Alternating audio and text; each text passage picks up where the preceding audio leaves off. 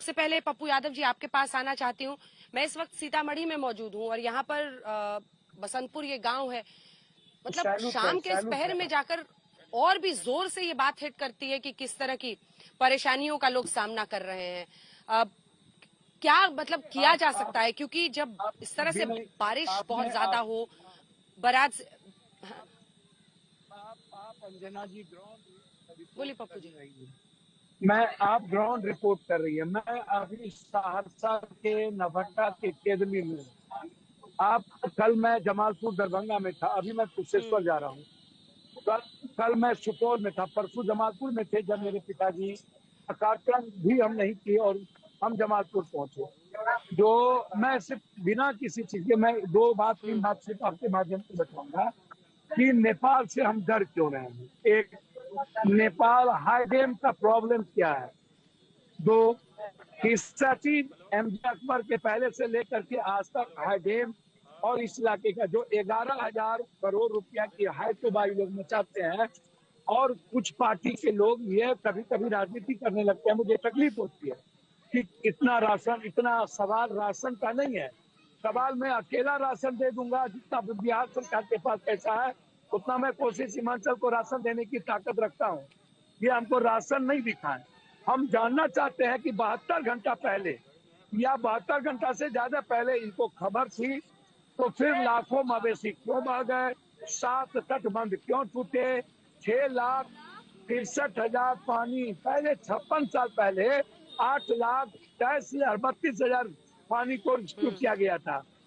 उस वक्त कोसी की क्षमता थी लगभग 5.5 पौने 6 लाख की।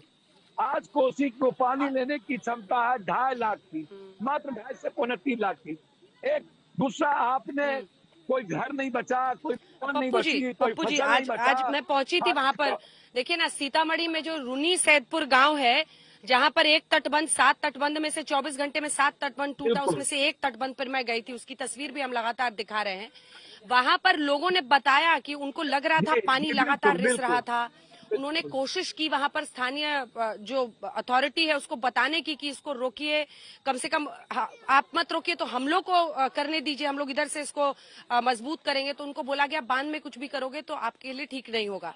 ऐसे में वो डर गए और उसके बाद वो तटबंध टूटा और मतलब कंक्रीट के घर भी वहां पर बह गए।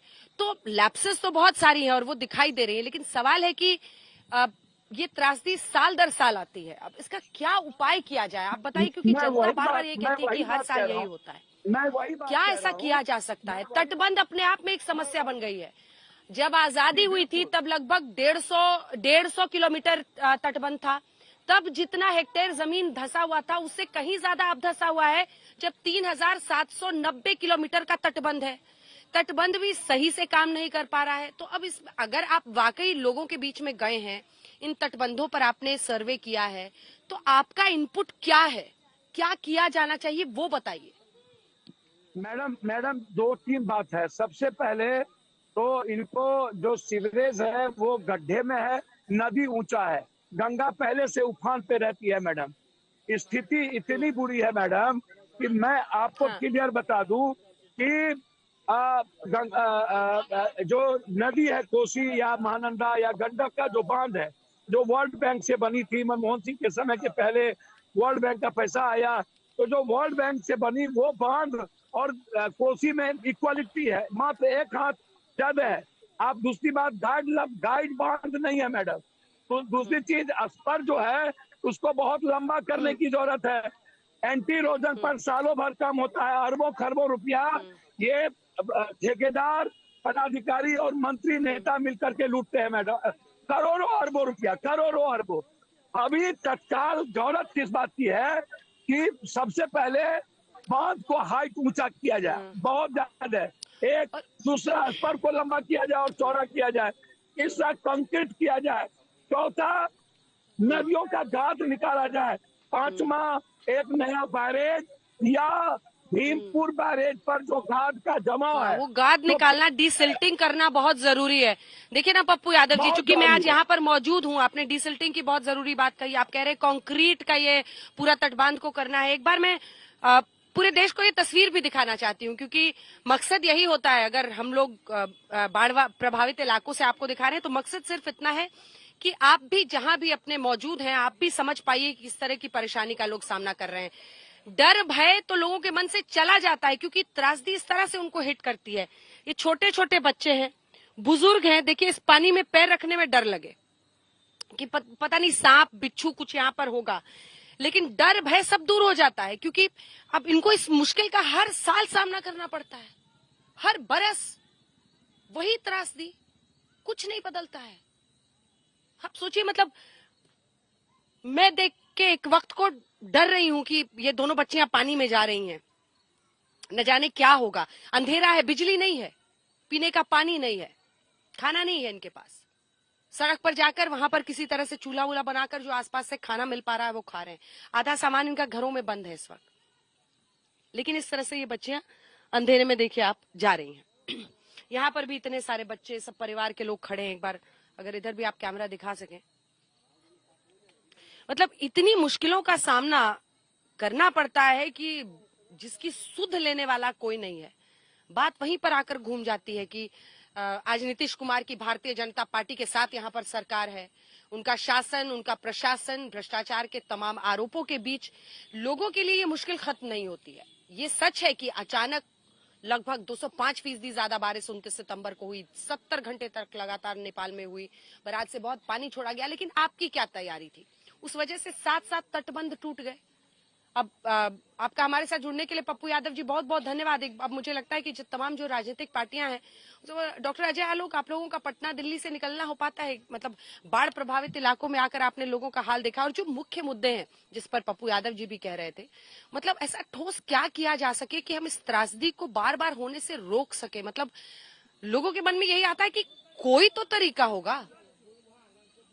देखिए अनिना जी, 2007 में जब कोसी त्रासदी हुई थी तब भी इस पे बहुत मंथन हुआ था। तत्कालीन मनमोहन सिंह सरकार ने, बाद में नरेंद्र मोदी हमारी सरकार ने बहुत कॉन्क्रीट पहल की है नेपाल में हाई डैम बनाने के लिए। और पप्पू जी जो कह रहे थे कि गाद, क्योंकि नदियों की गहराई कम हो गई है, वाटर होल्डिंग कैपेसिटी हर रिवर का कम हो चुका है। आप उत्तरी बिहार में, जहां पे तो हर साल बाढ़ आता ही है, आप अपने जिला के देखिए, बक्सर में पहले बाढ़ नहीं आती थी, अब बक्सर भोजपुर में भी सोन का पानी फेंक देता है। ये रीजन यही है कि नदियों का गाद हटाना, डीसिल्टिंग करना सबसे जरूरी है किसी भी एरिया में। और नेपाल में हाई डैम कंस्ट्रक्शन, उसके साथ बहुत सारे इकोलॉजिकल प्रश्न हैं जिन पे केंद्र सरकार अभी मंथन कर रही है। हमारा जल शक्ति मंत्रालय और नेपाल सरकार उस पर मंथन कर रहा है कि बिना इकोलॉजिकल डैमेज किए हुए हम हाई डैम कैसे बना सकते हैं कोसी के लिए। इस बार तो खैर स्थिति इतनी विकट हो गई थी कि कोसी बराज के ऊपर पानी आ गया, आवागमन बंद करना पड़ा, इसलिए बराज का गेट खुलना तो बिल्कुल मजबूरी थी। और इसीलिए 6 लाख पानी, मतलब ये 1967 के बाद ये सबसे ज्यादा डिस्चार्ज हुआ है। अब ये न्यू डिस्चार्ज रिकॉर्ड लेवल हो चुका है, 6.5 लाख क्यूसेक जो डिस्चार्ज किया गया। तो ये तमाम इश्यूज हैं। अब डेफिनेटली इसमें कुछ मानवीय भूल भी हुई, जैसे कि आपके वो बता रहे थे दर्शक जो पीड़ित हैं कि रिसाव होना शुरू हो गया था। उन्होंने लोकल अथॉरिटीज को बताया, गांव वाले वॉलंटियर करने को भी तैयार थे, लेकिन उन्हें कह दिया गया कि भाई आप लोग बांध मत छुइए, नहीं तो FIR हो जाएगी, तो इसलिए उन्होंने नहीं छुआ। ये सब लोकल लेवल पे इनिशियली चूक हुई होगी डेफिनेटली, अगर पीड़ित ये बात बोल रहे हैं तो। खैर अभी तो मौका है कि हम लोग रिलीफ एंड रिहेबिलिटेशन कैसे करें, अभी रिलीफ देने का काम, तो उसके लिए राज्य सरकार पूरी तरह सजग है, केंद्र सरकार पूरी तरह से सजग है। आज उसी में एक वायुसेना के हेलीकॉप्टर भी क्रैश हो गया। अभी है कि लोगों को जल्दी से जल्दी हम राहत कैसे पाएं, क्योंकि पानी घटना शुरू हो गया है। पानी घटने के बाद जो महामारी आती है उसको कैसे कंट्रोल किया जाए। जैसे कि आपने कहा कहां से सांप बिच्छू निकलेगा, क्या होगा नहीं होगा, तो मेडिकल टीम पूरी अलर्ट है, हर जगह भेजा जा रहा है, मोबाइल यूनिट स्टैब्लिश किए जा रहे हैं, और आपदा प्रबंधन विभाग बिहार पूरे इसमें लगा हुआ है, पूरा स्वास्थ्य महकमा लगा हुआ है, मुख्यमंत्री खुद देख रहे हैं, हमारे दोनों उप मुख्यमंत्री भी लगातार मॉनिटरिंग कर रहे हैं। नहीं, इस बात पे कोई दो राय नहीं है कि चाहे वो BMP हो, बिहार मिलिट्री पुलिस हो, जहां पर चॉपर गिरा था अजय आलोक जी, वहां पर भी बिहार मिलिट्री पुलिस के लोग उस पर तैनात थे। वहां पर लोगों ने, गांव वालों ने कूदकर पानी में, जब चॉपर क्रैश किया तो उनको बचाया, राहत कार्य वालों को। SDRF NDRF की टीमें लगी हुई है, आर्मी के लोग मुझे जगह जगह पर दिखे जो सहायता पहुंचा रहे हैं, BMP के लोग हैं जो सहायता पहुंचा रहे हैं, रैफ्ट्स लगाए जा रहे हैं। लेकिन अभी भी बहुत सारे इलाके हैं जहां पर कोई नाव नहीं है। अब देखिए ना, मैं यहाँ पर मौजूद हूँ, अगर एक नाव होता तो कम से कम इस तरह से अपनी जिंदगी में, इतने बुजुर्ग लोग हैं, मतलब आंखें नम हो जाती हैं कि इनको जिंदगी में क्या कुछ देखना पड़ा है। आप कल्पना नहीं कर सकते कि किस तरह की, मतलब जैसे जो हम बार बार कहते हैं कि आज भी एक हिंदुस्तान है जो गांवों में बसता है, उसकी मुश्किलों से सब अनजान रहते हैं, उसकी आपको बात समझ में आती है जब आप ऐसी जगह पर पहुंचते हैं। लेकिन 2-3 सवाल आपसे और है जिसके बाद मैं अन्य मेहमानों के पास जाऊंगी। आपने खुद ही कहा डीसिल्टिंग करना जरूरी है, आपने खुद ही कहा कि प्रशासनिक अधिकारी जो है उन्होंने लापरवाही की, उल्टा कहा गांव वालों को कि अगर आपने यहाँ पर कुछ किया तो हम FIR आपके खिलाफ दर्ज करेंगे। ये कौन करेगा? आप सरकार है हुजूर, आपकी इस वक्त नीतीश कुमार के साथ सरकार चल रही है। उन अधिकारियों के खिलाफ निश्चित तौर पे कार्रवाई ये तो की जाएगी, फुटबॉल का लेकिन गेम मेरा चलता रहेगा ना, क्योंकि नीतीश कुमार पहले आरजेडी के साथ थे तो आरजेडी वालों से पूछिए, अब बीजेपी से पूछिए, किससे पूछिए, जनता को समझ ही नहीं आता। मैं यहाँ पे देखिए अंजना जी, मैं अभी राजनीतिक दोषारोपण और राजनीतिक आरोपों पे जा ही नहीं रहा हूँ। अभी हमारा मुख्य काम है, जो होना तो हो गया। लापरवाही एक सामने आई है, आपके सामने दर्शक कैमरा पे वो बोल रहे हैं पीड़ कि 3 दिन पहले से रिसाव हो रहा था, मैं अधिकारियों को कहा, अधिकारियों ने सुना नहीं, धमका दिया। तो ये निश्चित तौर पर लापरवाही है। वो कौन अधिकारी हैं, क्या हैं, इसकी जांच करके उन पर कार्रवाई होगी, वो बात की बात। अभी करंटली प्रायोरिटी क्या है? हर समय की प्रायोरिटी थी, अभी हमारे करंट प्रायोरिटी ये है कि हम ज्यादा से ज्यादा रिलीफ पहुंचाएं। अभी आपने कहा कि जहां पे आप हैं वहां नाव नहीं है, अब ये सुन रहे होंगे अधिकारी, वो वहां पे कुछ ना कुछ व्यवस्था जरूर करेंगे। एक पूरा मैनेजमेंट है हमारा, आपदा प्रबंधन बिहार का बहुत अच्छा है, मैं ये कहूंगा कम समय में बहुत फास्ट एक्ट करता है। हमारी SDRF की टीम भी बहुत अच्छी है, NDRF की टीम वहां पे ऑलरेडी स्टेशन है। 16 जिले हैं, एक जिला नहीं है कि एक जिला में एक और छोटा सा प्रश्न है अजय आलोक जी, जिसके बाद मैं अन्य मेहमानों के पास जाऊंगी। 58,000 करोड़ का पैकेज आपने कहा कि आपने बिहार को दिया है, 58,000 करोड़ का पैकेज, जिसमें 11,000 करोड़ राहत कार्य के लिए थे, बाढ़ के लिए। आपको लगता है कि वो 11,000 करोड़ इस्तेमाल हो रहा है बाढ़ के राहत कार्य के लिए या बाढ़ से लड़ने के लिए? क्योंकि यहाँ पर तो ऐसा लग रहा है कि ये लोग अपनी लड़ाई खुद लड़ रहे हैं पानी से। देखिए 5,938 करोड़ होम मिनिस्ट्री ने आज रिलीज किए हैं वेस्ट बंगाल और बिहार के लिए, और जो 11,500 करोड़ की आप बात कर रही हैं, जो बजट में प्रोविजन किया गया था टू कॉम्बैट द फ्लड मेनास, उस पे निश्चित तौर पे जल शक्ति मंत्रालय, जैसे मैंने कहा कि नेपाल से भी आधिकारिक तौर पे उच्च स्तरीय बातचीत चल रही है कि हम हाई डैम कैसे बना सके बिना इकोलॉजिकल डैमेज किए हुए। प्लस नेपाल की साइड में डिसिल्टिंग करना जरूरी है, क्योंकि कोसी बराज जो है हमारा बीरपुर साइड वाला, वो नेपाल में उसका ज्यादा हिस्सा पड़ता है। तो उनसे बात करके डिसिल्टिंग वहां पे कैसे की जाए, क्योंकि ये पहाड़ से पानी आता है, आम नदियों के अपेक्षा इसमें गाद ज्यादा होती है।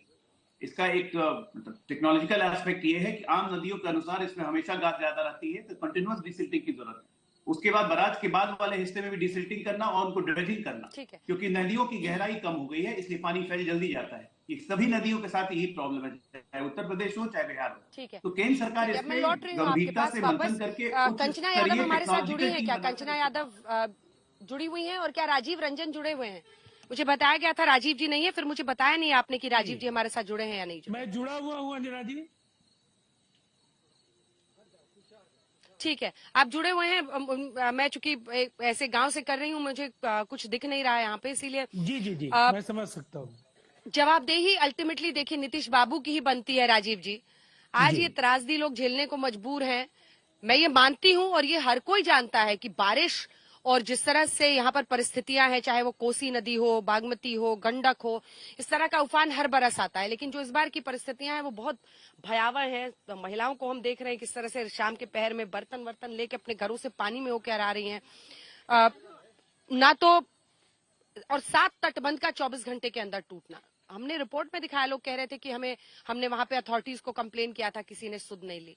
आखिर कैसे ये ठीक होगा, ये कैसे बदलेगा? और इन इलाकों में नाव वगैरह नहीं है, बहुत जिंदगी को रिस्क में डाल के लोग रात में भी आ रहे हैं, जा रहे हैं, बहुत परिस्थिति खराब है भाई। देखिए, आपने काफी विस्तार के साथ और काफी संतुलित तरीके से जो जलवायु परिवर्तन की जो दुश्वारियां हैं और जिन कठिनाइयों की वजह से नेपाल से जिस तरह से जो डिस्चार्ज हुआ, जिस तरह से वहां 12 लाख से ज्यादा क्यूसेक वाटर का 2 स्थानों से डिस्चार्ज हुआ है, और उसके बाद 70 घंटे तक लगातार बारिश का होना, निसंदेह उसके बाद बिहार में 200% से ज्यादा बारिश का दर्ज होना, ये असामान्य स्थितियां हैं। और ये पिछले मतलब 5.5 दशक में बिहार में ऐसी स्थिति नहीं आई। जो आपदा प्रबंधन को लेकर एक सुविचारित तंत्र जिस पर काम करता है, उनकी तैयारियां और उसके मुकाबले विभीषिका का जो स्वरूप था, वो बहुत ही भयावह होकर के उभरा और जो कुछ वो कर सकते थे उन्होंने करना शुरू किया। जल संसाधन मंत्री ने तटबंध का दौरा करने के बाद बताया कि उससे 5 मीटर ऊपर तक पानी निकल रहा था। वैसी स्थिति में तटबंध को बचाया जाना बिल्कुल ही संभव नहीं था और ये एक अप्रत्याशित स्थिति थी। अब जिस तरह से, चूंकि जानकारियां आप खुद दिखला रही हैं, मैं दोहराऊंगा नहीं, लेकिन कुछ जगहों पर नाव की परेशानी हो सकती है, लेकिन 840 नाव, वहां नावों का परिचालन हो रहा है। बोट एम्बुलेंस के जरिए जो मेडिकल टीम है वो सब जगह पहुंचने का काम कर रही है। और कल्पना कीजिए, बिहार में सड़कों का जो जाल बिछा, जहां भी सड़कें ऑपरेशनल हैं वहां सड़कों के जरिए और जहां नाव के जरिए हो सकता है लोगों को लाने ले जाने का काम हो रहा है। कम्युनिटी किचन्स अपना काम कर रहे हैं, राहत केंद्रों के जरिए काम हो रहा है। और साथ साथ अभी 11,500 करोड़ रुपए के जो बजटीय प्रावधान की चर्चा हम कर रहे थे, निसंदेह इसमें जो सिल्ट को लेकर के बातें कही गई हैं, गाद प्रबंधन को लेकर, सिल्ट मैनेजमेंट, और जो एक वैज्ञानिक स्वरूप हो सकता है बाढ़ के प्रबंधन को लेकर, एक अप्रोच, साइंटिफिक अप्रोच के साथ इसको करने के लिए दीर्घकालीन योजनाओं पर हाई डैम्स के साथ आने की जो दुश्वारियां हैं, जो कठिनाइयां हैं, वो भी आपके सामने अजय आलोक जी ने भी कहा कि उसमें कुछ इकोलॉजिकल जो कंसर्न्स हैं उनको भी एड्रेस कर रही है भारत सरकार। और बिहार सरकार ने तो हाई डैम्स को लेकर के बार बार कहा था, उस समय भी जब हम लोग त्रिपक्षीय जो संधि का जो 2 पक्षीय स्वरूप है उसमें हम लोग बार बार बोलते थे बिहार को उसमें शामिल किया जाए, जिससे सबसे ज्यादा प्रभावित होने वाला राज्य बिहार है नेपाल की वजह से, तो नेपाल के साथ मजबूती के साथ बिहार अपना पक्ष रख पाए। तो हालात बदल रहे हैं और मुझे लगता है बारिश जिस तरह से ये जो पानी उतर रहा है बाढ़ का, तो अब जो फौरी चुनौती है वो इनके पुनर्वास को लेकर के है, महामारी नहीं फैले, ब्लीचिंग पाउडर्स वगैरह सब जगह पुनर्वास को लेकर है, बीमारियों को लेकर है, महामारी को रोकने को लेकर है। क्योंकि ये एक सच्चाई है कि जिन इलाकों से मैं गुजरी हूँ, धीरे धीरे अब पानी नीचे गिरता हुआ दिख रहा है। जो स्तर है वो अब पानी का नीचे की तरफ जा रहा है। लेकिन अभी भी इतनी मुश्किलें हैं कि मतलब अपार मुश्किलें हैं, आप अंदाजा नहीं लगा सकते हैं अपने घरों में महफूज बैठकर। कंचना जी, मैं अब आपके पास आना चाहती हूँ। विपक्ष के तौर पर सरकार के कामकाज में, बाढ़ प्रबंधन में कौन सी वो कमियां हैं जो आप सार्थक रूप से बताना चाहेंगी, जिस पर उनको जोर देना चाहिए, जिसकी वजह से शायद कुछ कमियां रह जाती हैं, लोगों को इतनी मुश्किलों का सामना करना पड़ सकता है?